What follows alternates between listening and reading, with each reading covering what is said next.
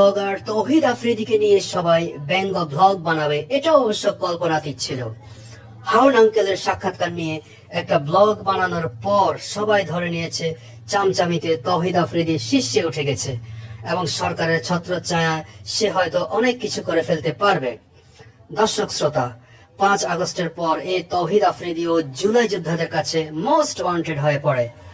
অবশেষে আজই আফ্রিদি কট হয়ে যায়। তাকে গাড়িতে ওঠানোর সময় সে চেঁচামেচি করে বলে, আমার স্ত্রী প্রেগনেন্ট, ও ব্যথা পাবে, সরেন সরেন।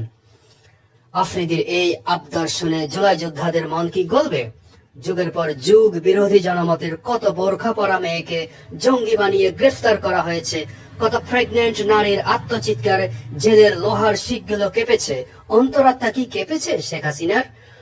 অন্তরাত্মা কি কেঁপেছে জিয়াউল আহসান, হারুন আঙ্কেল প্রমুখদের? এখন কে দয়া দেখাবে? সুশীলরা দেখাবে, দেখাক।